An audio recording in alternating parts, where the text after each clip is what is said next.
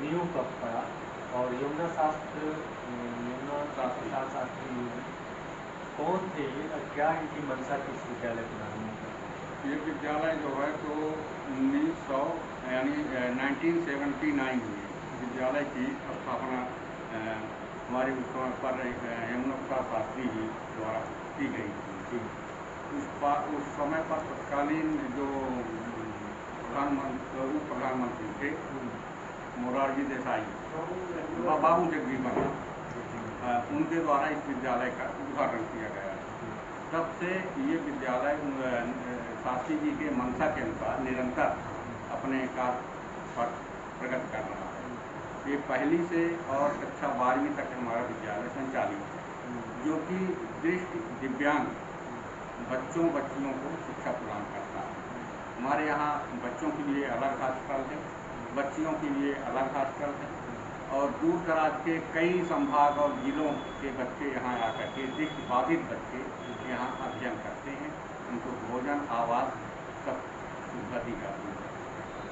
इन बच्चों को मतलब पढ़ाने के लिए किस तरह की चुनौतियों का सामना अध्यापकों को करना पड़ता है? कैसे पढ़ाते हैं?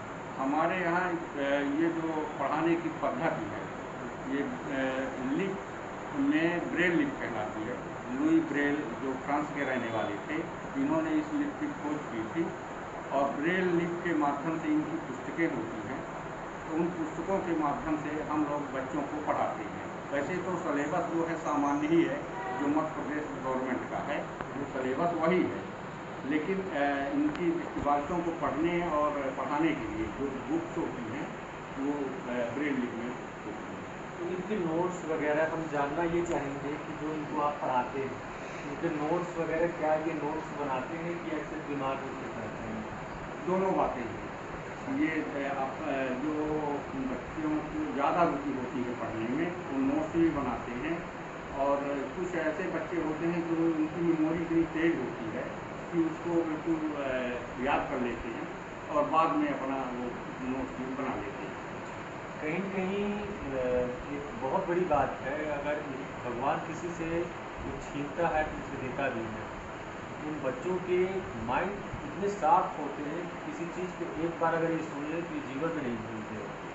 तो वही सब नतीजा सामने है कि ये बच्चे एक बार सुनने के बाद उसको नोट्स भी बनाते हैं, बिना देखे लिखते हैं और कहीं कहीं अच्छा लिखते होंगे, सुंदर भी लिखते होंगे। ये एक बहुत बड़ी बात है। उन अध्यापकों के ऊपर ये कहीं कहीं सीखने की ज़रूरत है यहाँ से कि किस तरह से अध्यापक चुनौतियों का सामना करते हैं और किस तरह से इन बच्चों को पढ़ाते हैं।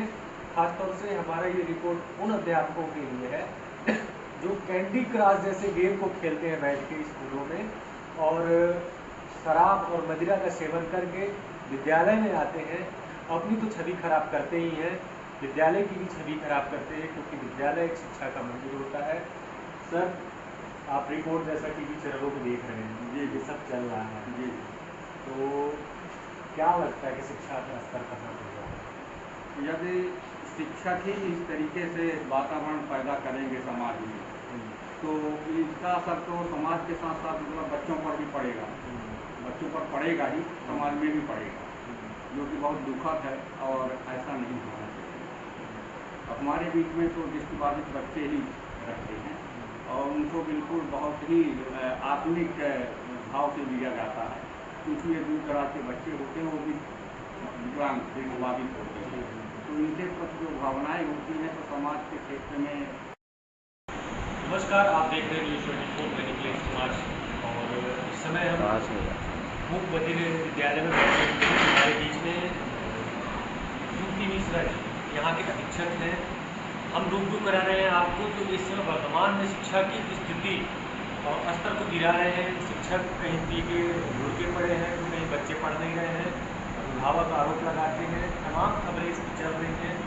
इसी मामले में हम इस विद्यालय में आए हुए हैं।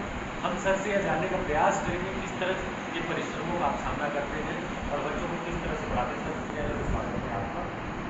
सर, नमस्कार। ये संस्था मध्य प्रदेश सामाजिक न्याय एवं विद्यालय सशक्तिकरण भोपाल के माध्यम से संचालित है। यहाँ कक्षा 1 से 12वीं तक के बच्चों को शिक्षण प्रशिक्षण दिया जाता है और ये बच्चे हमारे सारे साइन लैंग्वेज की भाषाओं से बच्चे हमारे पढ़ते हैं। हमारे यहाँ जो टीचर्स हैं वो सब स्पेशल एजुकेशन वाले बच्चे टीचर्स हैं और उन्हीं शिक्षा देते हैं। सर, अगर बात की जाए बच्चे ये परीक्षा देते हैं, इनका परसेंटेज क्या होता होगा? मैं बताना चाह रहा था कि पिछले बार जो 10वीं क्लास में हमारी अपर्णा वर्मा आई हुई है, उसमें स्टेट टॉपर तक बच्ची निकली हुई है। बहुत अच्छे परसेंटेज गए हैं। जब बच्चे हमारे क्या करते हैं तो उन्हें जो शासन स्तर की सुविधाएँ हैं वो कलेक्ट लेवल करवाते हैं। कहा ये जाता है कि जो जैसे नोटबंदी बच्चे होते हैं ये टॉपर्स माइंड के होते हैं, दिमाग इनका तेज होता है, कैच बहुत तेज करते हैं। क्या आप मान लीजिए घर इनके साथ है? जी, भगवान ने अगर इन्हें से कुछ छीना है तो कुछ इनको निश्चित तौर पर दिया है। उस तरह से जब इनको हम साइन लैंग्वेज से पढ़ाते थे हमारी भाषाओं को नृत्य के माध्यम से ऊँट के माध्यम से अधिकतर बार पकड़ लेते हैं कि हम उनसे क्या बता रहे हैं, क्या चाहते हैं, कैसा करें। कहीं कहीं ये चुनौती भरा अध्यापकों के लिए भी होता है कि बच्चों को पूरे कोर्स को इशारों से पढ़ाना। जैसे हम याद करते हैं सब्जेक्ट को तो एक सवाल क्वेश्चन होता है, उसका आंसर रखने में हम लोग को 15 से 20 मिनट लगते हैं, तो शायद नहीं भी होते हैं। ऐसा अमूमन हम लोगों के साथ होता है। लेकिन बच्चों को किस तरह से समझाया जाता होगा कि इनके दिमाग में बैठ जाता है? ये बच्चे हमारे जो सामान्य स्कूल के जो मैंने सब्जेक्ट पाठ्यक्रम तो सामान्य स्कूल में तीनों हम लोग एक एक करके बताते हैं कि अगली तैयारी करके परीक्षाओं के लिए भी पहले हमारा लघुत्तरीय प्रश्न आता है, अंतर्गोत्तरीय तो शॉर्ट किस तरह करके इन्हें हम तैयार करते हैं ताकि जब बच्चे हमारे पेपर्स वगैरह देते हैं किसी तरह की परेशानियाँ ना हो। जो इनके सब्जेक्ट में कुछ परेशानियाँ होती हैं तो हम इन्हें साइन लैंग्वेज के माध्यम से अवगत करवा देते हैं। ये रिपोर्ट हमारे दिखाने का आपको सिर्फ पर्पज इतना है कि जो गरीब तबके के बच्चे होते हैं वो सरकारी विद्यालय में आते हैं, उनके माँ बाप को सरकारी स्कूलों में ही सरकारी शिक्षकों से ही अपेक्षाएं होती हैं। अगर यहाँ के अध्यापक सरकारी स्कूलों के अध्यापक शराब पीकर आएंगे या फिर मोबाइल में लगे रहेंगे तो क्या बच्चों के भविष्य को सुधारेंगे? सर, हम आपसे यह जानना चाहेंगे कि सरकार आपके विद्यालय के लिए क्या आपको सहयोग करती है, बच्चों को कितना ध्यान देती है? नहीं, इसमें पूरे विद्यालय जो हमारा है वो शासन स्तर का है, शासनिक सुविधाएँ मिलती हैं। कोई भी टीचर्स हमारे यहाँ पे मद्यपान नहीं करते हैं। हमारे यहाँ अगर बच्चे कभी इस तरह के हरकत करते भी हैं हम उनके अभिभावकों को बुलाते उन्हीं के समक्ष और सख्त कार्रवाई करने को निर्देशित करते हैं कि आपका बच्चा बिगड़ रहा तो इसको आप थोड़ा सा संभालिए। हमारे यहाँ पर कोई भी व्यक्ति टीचर्स हो चाहे वो किसी भी क्लास का कर्मचारी हो कोई मद्यपान नहीं करता और ना ही हम अपने समक्ष किसी बच्चे को करने देते। एक अधीक्षक होने के नाते आपके ऊपर इतनी बड़ी जिम्मेदारी और चुनौती सामने आती है। सर, ये आपने बहुत अच्छा सवाल किया। ये संस्थान एक आश्रम है। इस आश्रम में 24 घंटे मेरी जवाबदारी नियत रहती है।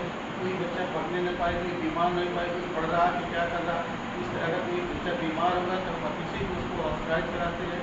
जो शासन से उपचार सुविधाएँ मिलती हुई तुरंत पारित करवाने की बेहद कोशिश करते हैं।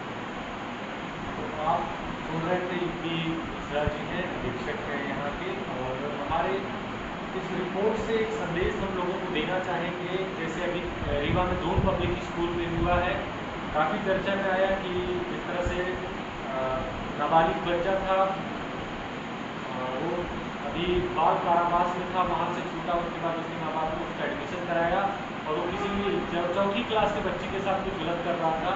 इसमें जब मीडियाबाजी हुई तब ये विद्यालय प्रबंधन ने इसको कबूला है और हम चाहते हैं कि इस तरह की चीज़ें न हो और अभिभावक भी सहयोग करें। शासन का भी ये दायित्व बनता है कि इस तरह के स्कूलों का सहयोग करें और अध्यापकों का भी वो दायित्व बनता है क्योंकि वो बच्चों के भविष्य के निर्माता होते हैं। अगर वो अपनी जिम्मेदारी को नहीं समझेंगे तो नौनिहालों का भविष्य कैसे सुधरेगा? आप बने रहिए हमारे साथ। बहुत बहुत धन्यवाद।